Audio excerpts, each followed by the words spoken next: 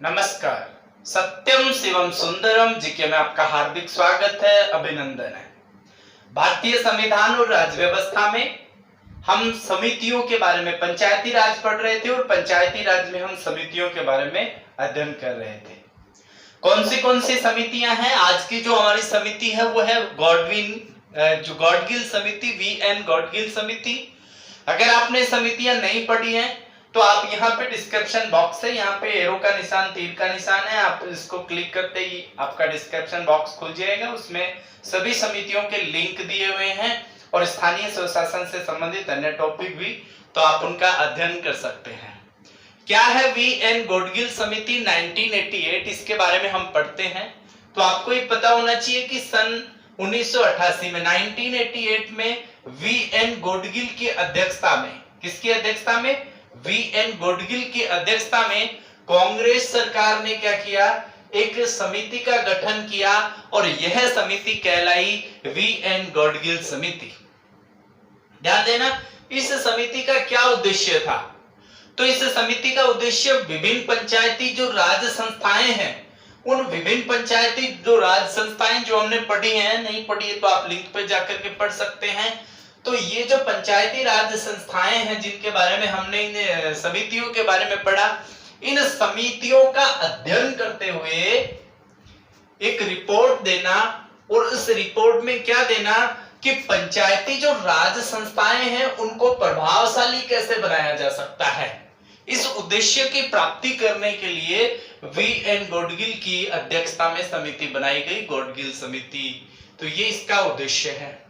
अब ये है 1988 में, 1988 में इस समिति ने अपनी रिपोर्ट प्रस्तुत करते हुए अपनी अनुशंसाएं, रिकमेंडेशन जो है वो जारी की।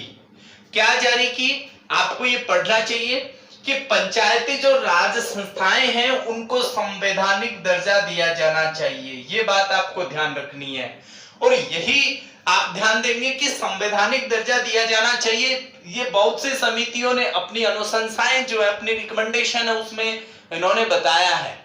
और यही जो है इस समिति के इन सिफारिशों के आधार पर, इन अनुशंसाओं के आधार पर, इस रिपोर्ट के आधार पर ये एक विधेयक का आधार बनती है, ये समिति की रिपोर्ट। और इसके आधार पर जो 73वां संविधान संशोधन है, जो पंचायती राज संस्थाओं को संवैधानिक दर्जा देने के लिए बनाया गया था।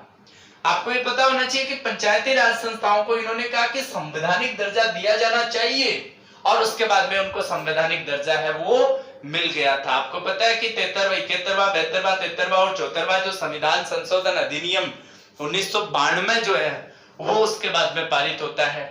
उसके बाद में दूसरी अनुशंसा ये की कि गांव है या गांव के अलावा जो ब्लॉक स्तर है या जिला स्तर है, तीनों स्तर, गांव स्तर, प्रखंड स्तर, जिला स्तर, तीनों स्तरों पर त्रिस्तरीय पंचायती राज होना चाहिए। दूसरी इसकी रिकमेंडेशन, दूसरी अनुशंसा। उसके बाद में इन्होंने कहा कि पंचायती राज संस्थाओं का कार्यकाल 5 वर्ष है वो सुनिश्चित कर दिया जाना चाहिए, 5 वर्ष सुनिश्चित कर दिया जाना चाहिए। उसके बाद में इन्होंने कहा कि पंचायतों के सभी तीनों स्तर, कौन से स्तर? गांव, ब्लॉक स्तर और जिला स्तर, तो तीनों स्तरों के सदस्यों का सीधा यानी प्रत्यक्ष निर्वाचन होना चाहिए।